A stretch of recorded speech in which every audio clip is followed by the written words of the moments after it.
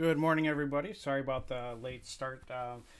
We are streaming to the Decrypto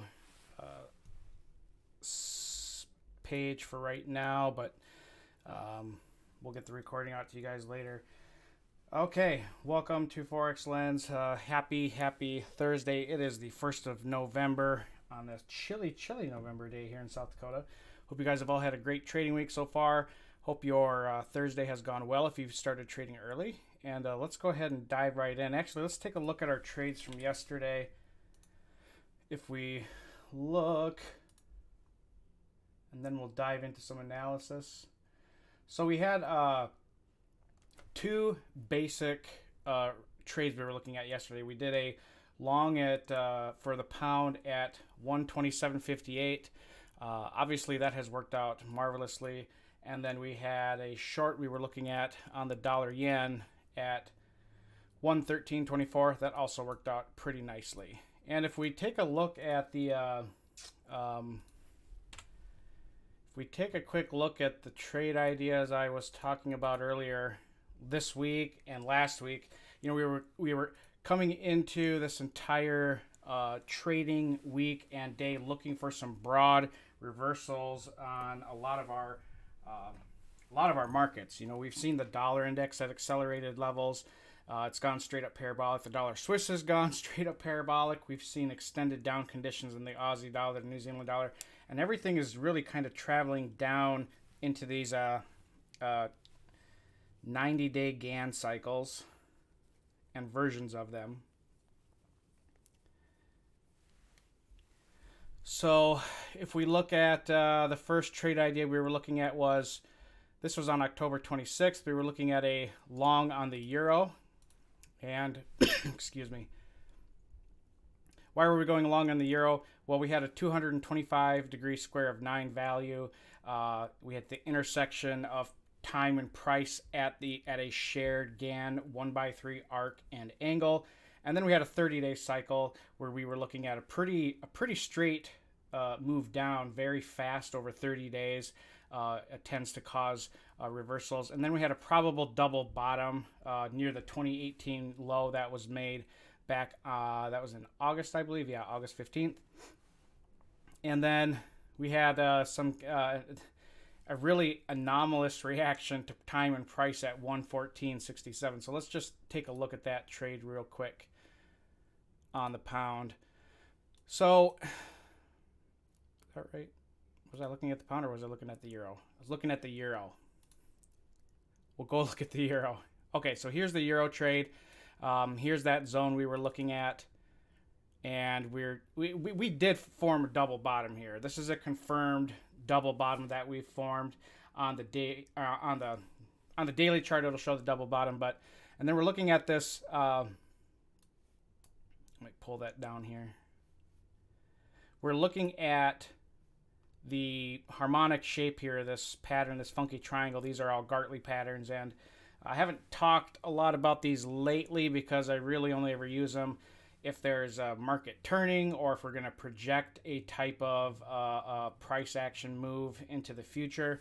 But Gartley Harmonics, they're written by hold on here, what's this?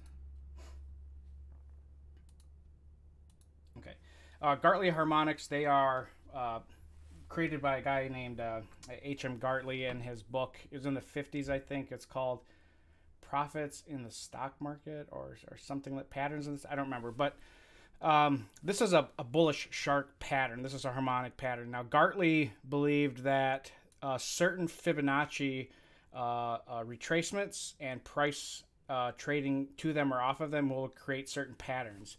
And so anytime you see a shape like this is all to do with Fibonacci ratios. And each harmonic pattern has a specific ranges that that they have to develop in order for it to form the proper pattern. The shark pattern, which is right here, is actually a newer one. A guy by the name of Scott Carney, I forget his book, but it was written in 2011, and he really expanded on Gartley's work. It's some of the more contemporary work on Gartley's stuff that we've had recently. Larry Pesavento did some stuff as well. But Scott Carney found the shark pattern. And what's very, very important about the shark pattern is that it's very accurate. And when it shows up, trends tend to reverse very swiftly and immediately. And the final zone here, the D leg, this is where we see the 2 points on the end of the triangles. These are ranged between the 882 Fibonacci retracement level and the 1.618 extension. So right here, where we saw prices dive down, this was a 225-degree angle in Gann's square of 9. And again, Gann's square of 9 is, taking a peek at it here. Where did you go? Right here. So the 225-degree angle is sitting right on where price halted. We traded a little bit below. That's fine. We had a false move lower, and ever since then we've had a pretty responsive move higher. Not surprising, the 45-degree angle here is acting as a source of resistance. In fact, ever since the pound, or the Aussie dollar, oh god, the euro dollar started to trade up against the 45-degree angle, it's been experiencing weakness.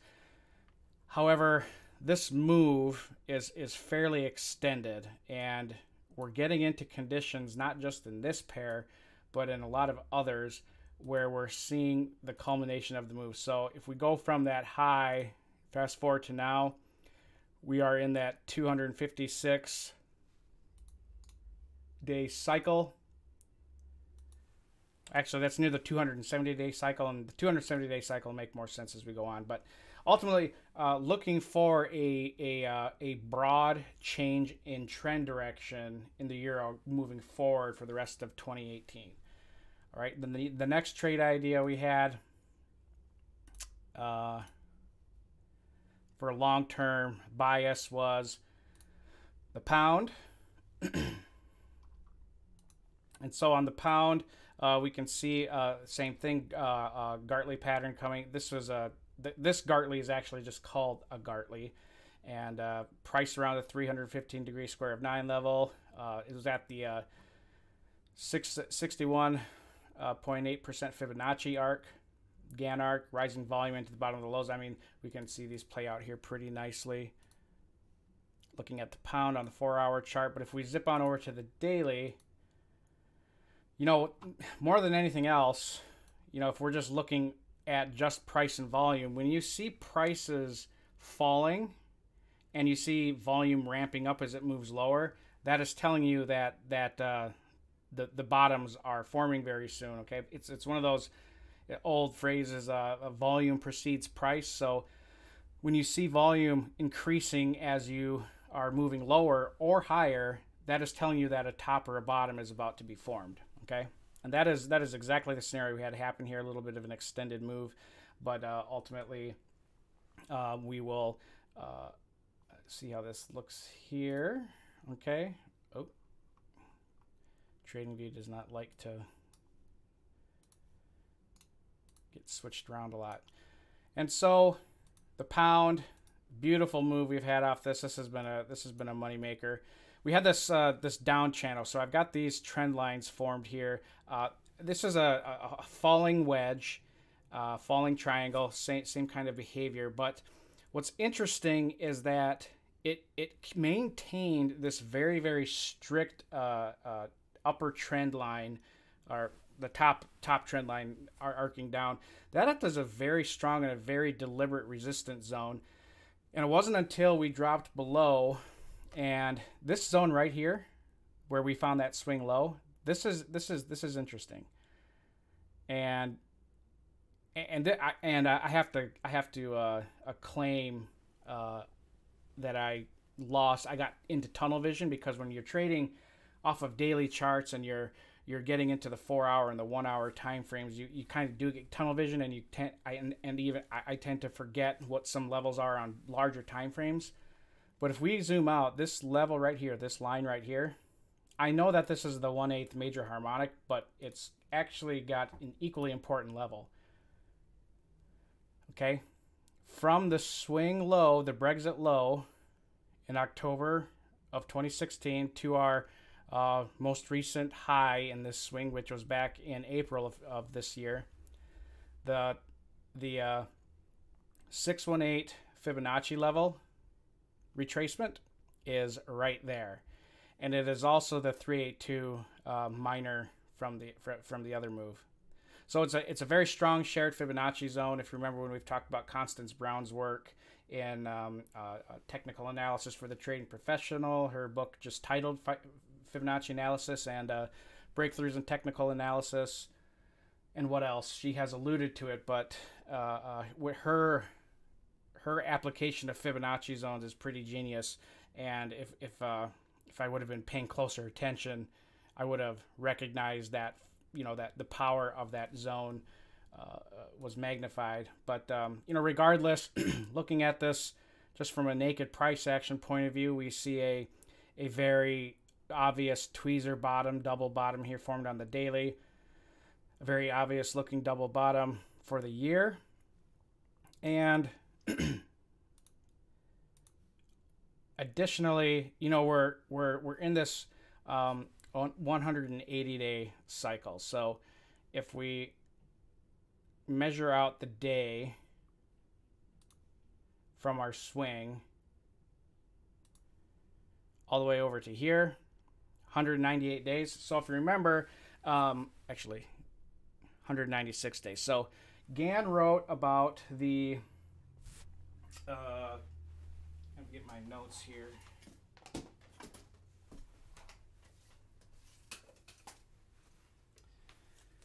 But Gann, when he wrote about the cycles of the inner year,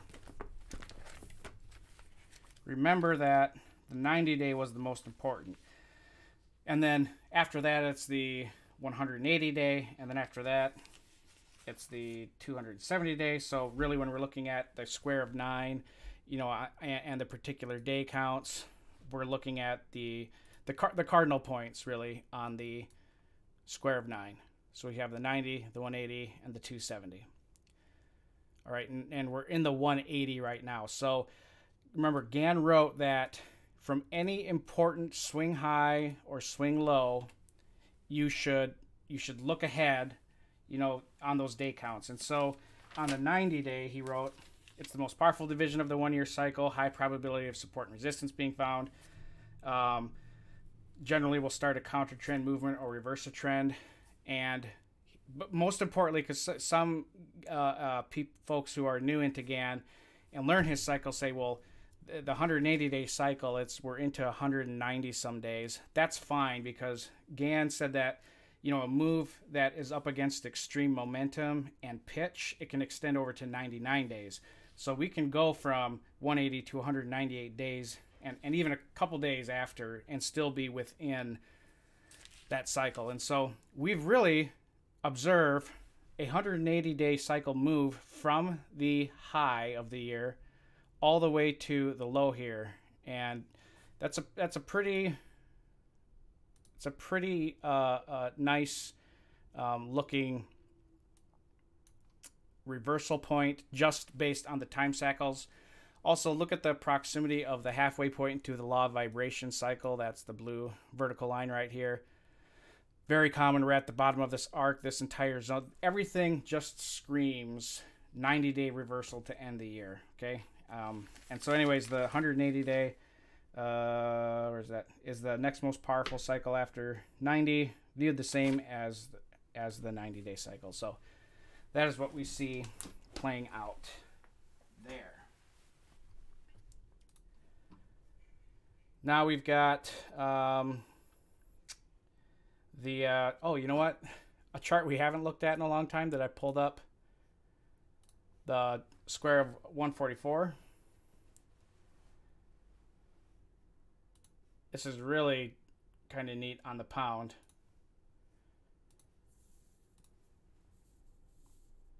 There we are. Look at where price got stopped. Right on that angle. Of all the Forex squares that we've put on our charts, the this square of the range, the square of 144 that we've put, the amount of respect that the pound has followed off of these particular angles is pretty wild. Now, we'll get into the trading part of this here pretty soon, but these are pretty extended. All right, the next idea, so that was published on the 29th, and then the 30th had the dollar Swiss short, and then a UJ short on the 30th. The dollar yen.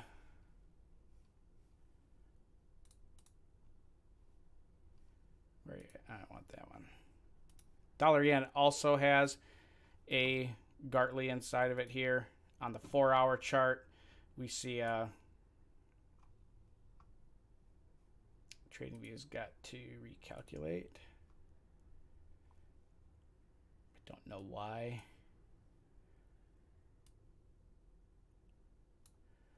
All right. So this is a bearish shark pattern, just like the bullish one, and you know it went up to the upper range. It tried to get back above into this bearish flag that we had, but ultimately we just had some sell-off pressure going on here. And the dollar yen, I mean, this is a pretty parabolic move. Really, talking about parabolic moves, just looking at the dollar index itself, I mean, it's pretty wild the stupid that was going on in this drive throughout the week. If we look at the hourly, again, for those who don't remember with the parabolic move, we're looking at a parabolic rise. You're going to find different definitions all over the place. But a parabolic rise is when you get, all right, come on. You have an established and, you know, neutral trend going, and a neutral trend is basically you're not at an extreme. But then what happens is we see this happen. We see the pitch of the trade increasing as we're moving forward. All right, we just see it accelerate as we move on, and eventually what happens is you just see prices, it's almost like gravity, prices just, they have to fall. Now this is actually pretty, this is an important zone right here. We are at dead center, and so this is not a surprise to any of us, because we're looking at the exact center of the law vibration cycle in both time and price. So we have a perfect square of price and time right where we're sitting. And it's not often you see prices do this. It's not often you see them get right to this kind of confluence zone, but nonetheless, that is what we see. So the fact that prices were trending up, see this beautiful response to this this square of price and time here, and then we have this perfect square up here. The red, remember, red vertical lines represent a strong pivot in time, and then the red horizontal represent pivots in price. Same principle in the center, but much stronger. So this is naturally supposed to be the area where price finds the most difficult to stay above or below between the two major harmonic levels. And it's when you see price traveling up to the red or the middle here, you know, the most important thing here is the time cycle. So we see this, this says November 7th. We're well within the date range for that. And so we were in a minor uptrend going up to this cycle. We've been in a broader long-term trend going up to this cycle. And we should see prices face some selling pressure and moving lower. Now, there is a case for it to rise, and if we're talking about the dollar Swiss, that's the Swissy, we're pretty much looking at the dollar index itself. If we don't see a responsive sell-off from this level, that's going to have broader implications for the entire Forex market, because then we have a real continuation pattern, and we have this mirrored fold-back pattern sitting right in front of us. And where are you at? All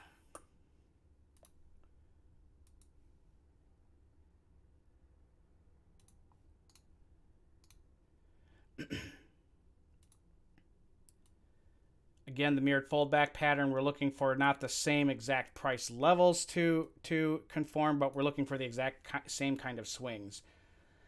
And so looking at the mirrored foldback pattern, we could see a pullback below that middle harmonic level at 96.54, but ultimately, if we see it retrace back up, then we're looking at a pretty strong continuation trend and a repeat of this prior activity. But otherwise, I mean, without even having to draw a Fibonacci level, it looks like we're pretty close to a 50% retracement zone. Oh, yeah, it's already there. Yeah, we're pretty close to it, a little above it actually. So that makes total sense. All right, let's zip on over looking at the geometry of the rest of our markets here. Let's take a peek at gold. Gold catching a nice bid today, returning back into that value area. Beautiful bounce off of this, off of the arc and the 1x3 angle. The euro, we just went over that same issue. The dollar yen, continued selling pressure. The pound. This is a pretty obvious zone that we probably don't want to go long in. We should. I took profit a little too early on this one this morning, but that's all right. I mean, nobody ever went broke taking profit early. But little extended drive here. You would want to see a pullback here to the 50% of that this move. Probably won't even get there. Probably get to the 618. We'll check what it looks like on the Ichimoku here in a second. U.S. dollar, Canadian dollar, finally facing some selling pressure. Aussie dollar, sold this one way too early this morning, but I mean, we're right up against this inner pivot and this arc. I mean, this has to pull back some, and then we'll get back in on the pullback. New Zealand dollar, exactly the same story. Dollar Swiss, I'm fine holding on to the shorts there because this still has farther to go. It's interesting. There's a divergence right now between the price action in the dollar Swiss and the dollar index itself. Dollar index is showing a lot stronger move down, while the Swiss, although the Swiss is like one of the most manipulated currencies on the planet. I always find interesting the SEC denying the Bitcoin ETFs because they're concerned about the market not being accurate and being prone to manipulation, and basically that they can't prove it's not manipulated. Well, that's good because, nothing else that we trade is manipulated. Gold, not manipulated. Silver, not manipulated. And the most unmanipulated market in the world is oil. Everybody knows that. So those are okay by the SEC, but everything else, like Bitcoin, questionable. Here's my rant. New Zealand dollar. All right, so let's Ichimoku this up here. Get our cloud charts up, actually. Oh, you know what? We haven't looked at the relative rotation graph for currencies. So those of you unfamiliar with RRGs, relative rotation graphs are a way to analyze markets compared to a benchmark and determine where they're at kind of visually. This gives you an idea. So we have in the upper right quadrant, we have the leading, and then bottom right quadrant, we have the weakening, bottom left is lagging, and then the top left is improving. So when things are sitting in the leading category, the president, CEO of Optima by Market Analyst, when he did a video on this, I'll always use his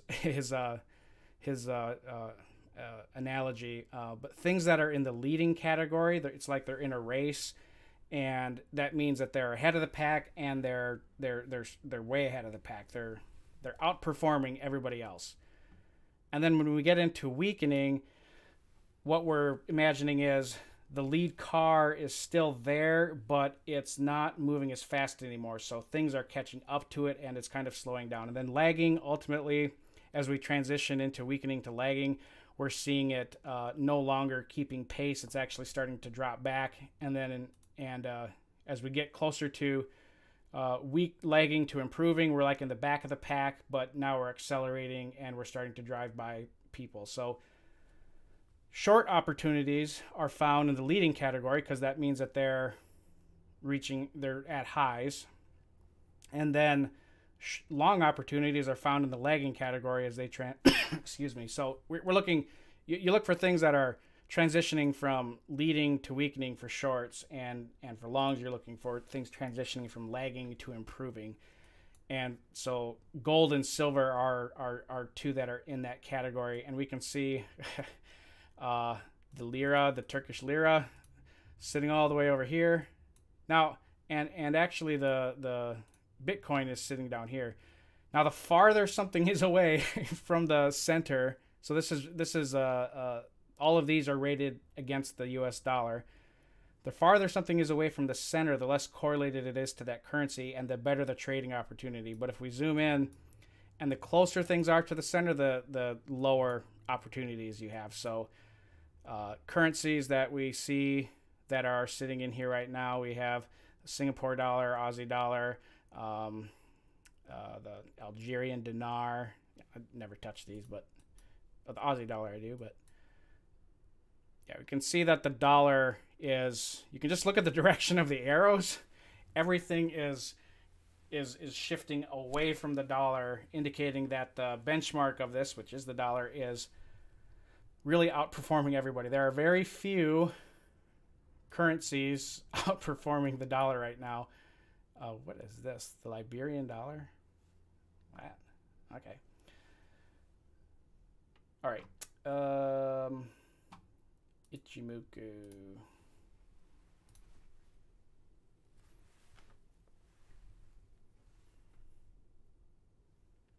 All right.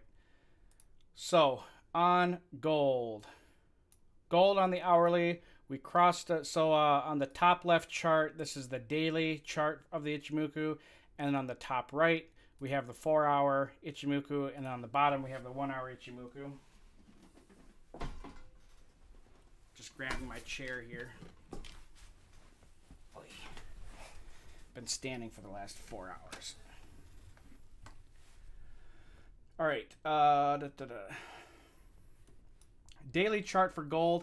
That's a pretty good sign. I mean, we found support where right at the tank or the Kijun-sen, the baseline. Prices found support on the daily, clear bounce in the lagging span, and then we see it getting pretty. We got rejected right at that 360-degree angle, but ultimately there is a long trade coming up here on the daily chart, so that's going to indicate, you know, again, when things break out of the cloud, out of the Kumo, that is, when you get the lagging span and price out of there, that is the indication you need to say, yes, this trend has changed. Okay. The 1-hour chart, there is a long opportunity if we can get the lagging span above the cloud here, but, you know, at the immediate level, we're looking at 1234.15. Fast forwarding though during the day, this is probably what it would have to be at 1232.06. So I'm gonna put that alert out there right now.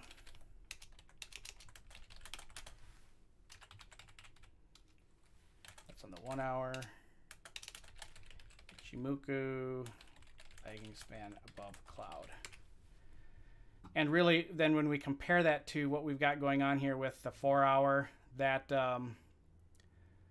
that'll put price back above the cloud, which is fine. But that should provide enough momentum to see it possibly rally beyond the 360. Yeah. The euro. So the euro, again, daily chart is on the left, top left, 4-hour charts on the top right, the hourly's on the bottom. Euro has a beautiful, beautiful, beautiful breakout on the hourly here. We see a clear break above the cloud, and on the way up, price was finding support on the conversion line or the Tenkan Sen, and the Chico span or the lagging span has traded up here. Both shared resistance here at this 270 degree square of 9 level. Excuse me. Very normal to see this happen. There's a double top on the hourly. There's a shared confluence zone on the 4-hour chart, so when we're looking at it, it's you know, right up against, you know, wait a minute. Sorry, I'm having an ADD moment there, but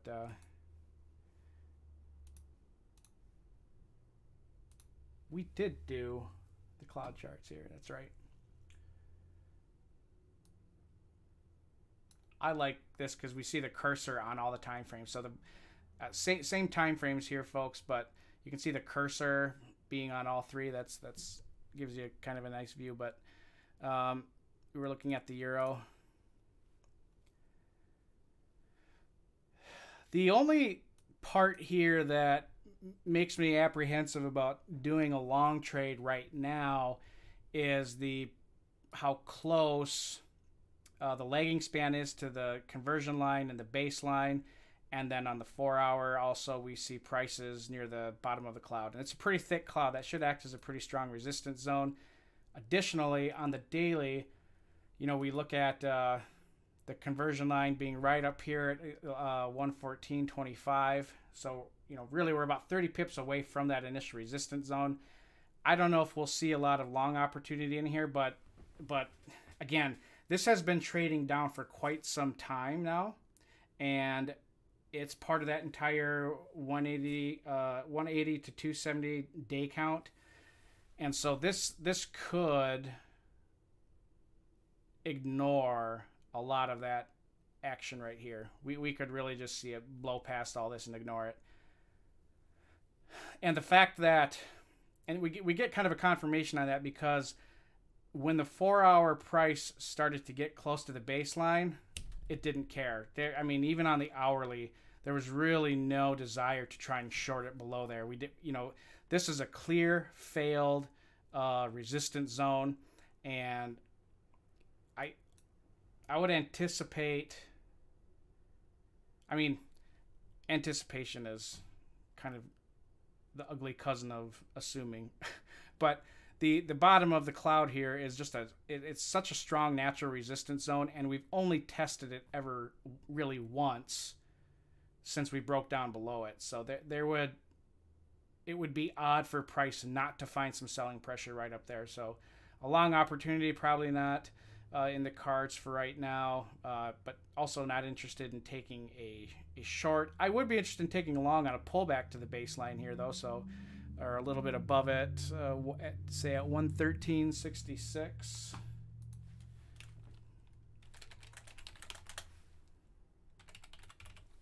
That's on the 4-hour Ichimoku. Pullback to baseline. All right. Although, then again, it is just deciding to... Yeah, it's finding support on the 15-minute chart on the conversion line. Oh, I'm so irritated. New Zealand dollar and Aussie dollar just retrace, damn it. I want to get back in those trades. I'm not going to chase them, though. Okay, the dollar yen. Dollar yen on the hourly looks pretty ugly from an hourly perspective, and really not supportive of any daily or of any bullish movement right now. Rounded top. It's tried to go back above the conversion line 1, 2, 3, 4, 5 for the past 20 hours. Thin cloud below. We're inside the cloud on the hourly, so that means we don't trade it. But we're looking for a breakdown lower, and the lagging span would have to cross below the cloud. So that's a bit of a ways down from where we're sitting at right now. We're talking about like a 90 pip drive. We'd have to wait 90 pips before we take a short opportunity, but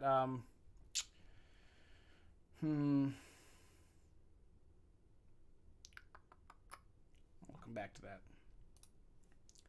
The pound, the beautiful, beautiful pound. I mean, really, the pound is kind of something where, you know, if you don't want to use any stops, it's just a park and bark, set it and forget it, and just let it run.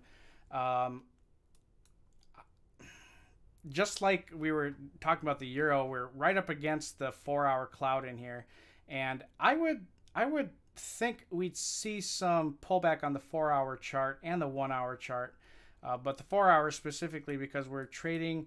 We've had a pretty strong sustained consolidation zone. If we go all the way back to the 30th, pretty strong consolidation down here, very big expansion move.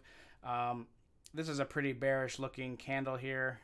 Looks like a, what is that, a dragonfly or a gravestone doji, whatever they, titles for a lot of these are ridiculous. But I mean, yes, it could drive higher, but you know, listen, we're into the beginning of the New York session. Things are already at these big swing highs for the middle of the day, and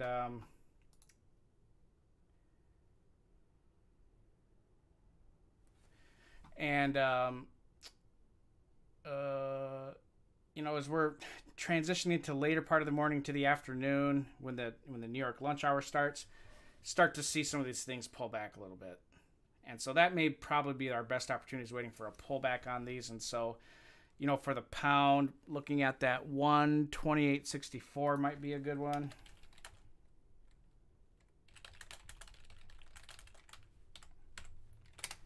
All right, and then US dollar, Canadian dollar. Oh, it's a short right now.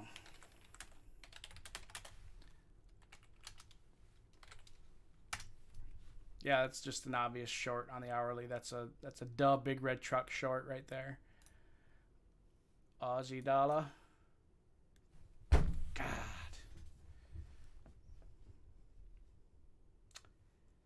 Dang it.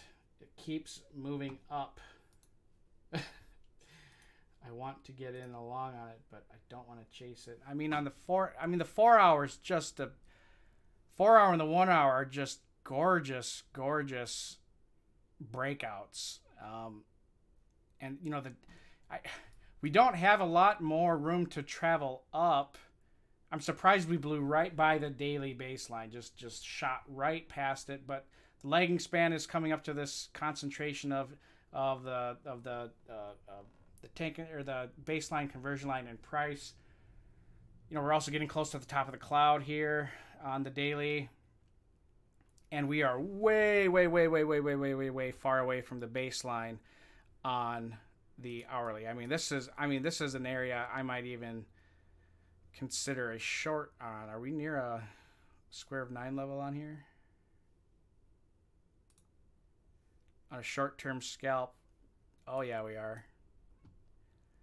Yeah, if you're scalp oriented, this is not a bad place to scalp for a short. Right up against the 270-degree angle on these crazy elevated conditions on a 4 hour and 1 hour. Man, it may not care though.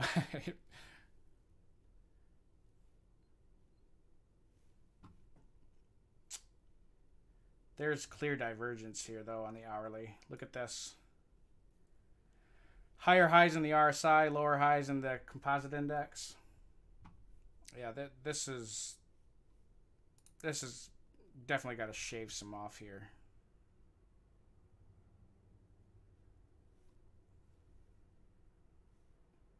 But I mean, if you wanted to, I'd put my short below the current low. I'm doing that right now, actually.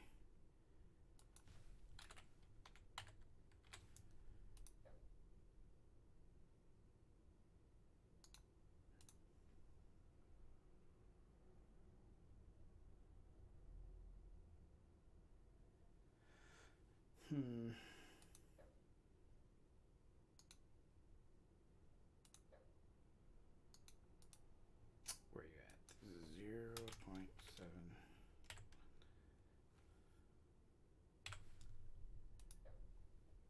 There we go. All right. Then. Damn it, it just wants to move higher. Okay. New Zealand dollar, same story. Really, it is kind of the same story here.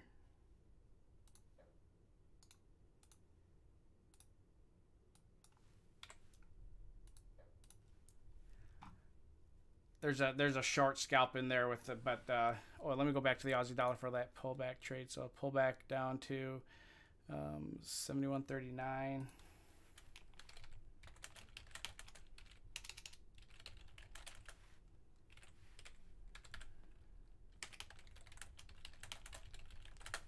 And then we're looking for the New Zealand dollar. Wow, it's up 1.7%. Yeah, we're quite extended from the baselines on both these pairs, but that's okay. 65.89.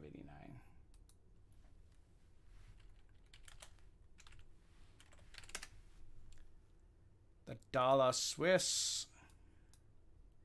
Clear short signal on the lagging span breaking below the cloud here. We're looking at 99.91.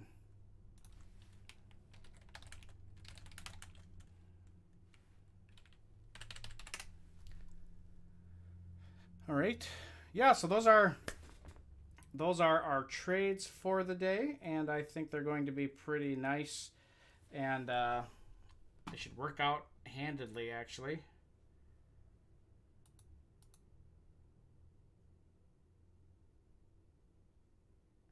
Pull back, pull back. Anyways, thanks for watching this morning, and again, we will be here this afternoon at 1 o'clock for the crypto markets. We'll have some stuff to talk about, and then also on tomorrow morning, we'll see if there's any giveaway on any of these so we can get back in, but we'll just have to wait and see. Have a good day, folks, and I'll talk with you tomorrow. Bye-bye.